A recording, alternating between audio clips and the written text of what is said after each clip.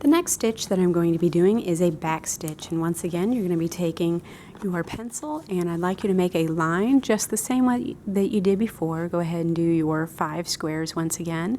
1, 2, 3, 4, 5. And now what I'm going to do is I'm going to go ahead and take my needle once again and do the exact same steps that you did before. Just poke a hole in your grid paper whenever they cross. And 5th one right there. So once again I'm going to go ahead and erase that line. You're not needing that in the final project. Now what you're going to do is you're going to be doing a back stitch. With this one, it's going to be starting out exactly the same as a running stitch, and with this one I'm going to be starting from the back just like I did before. Then what I'm going to do is, this is going to seem exactly like the running stitch. It does seem like that whenever you begin. So I'm going to go ahead and take that through.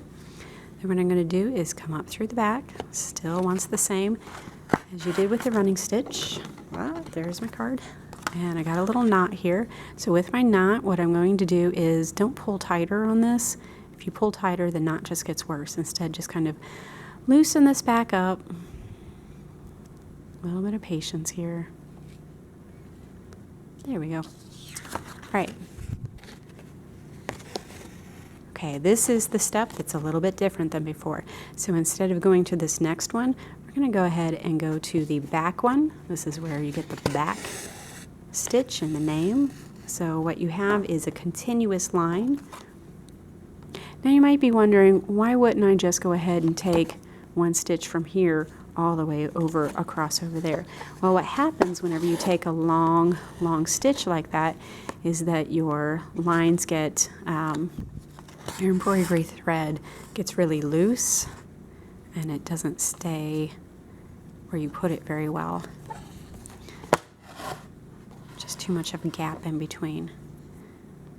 Okay, for my back stitch, there you go. And here's my final product.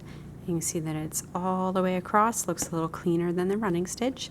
Next, what I'm going to go ahead and do is do a double knot on the back of my project once again. So I'm going to go ahead and knot this once, and I'm going to hold it down wherever I have it right there. Make a knot really nice and tight. Now I'm going to go ahead and do that same thing once again. Just take it around, made a loop. This is the exact same thing that we did for our knots in the dream catchers. It's just attached onto something. That one, if you can see my knot, one knot ended up high and one ended up low. I was trying to go too fast, and that's not going to be good for me. So I'm going to go ahead and try it again. This time what I'm going to do is I'm going to hold my fingers down below that knot so it cannot get on top of it. I'm going to hide that right down there. All right, and that worked out much better. That's going to hold my string in place. You might be wondering, well, why can't I just tape that on the back? You can't tape it on the back because when it goes to when you are working in fabric, we're not going to be putting tape on the back of your fabric. That's not going to stay very well. All right, so our next one that we're going to be doing is called a cross stitch.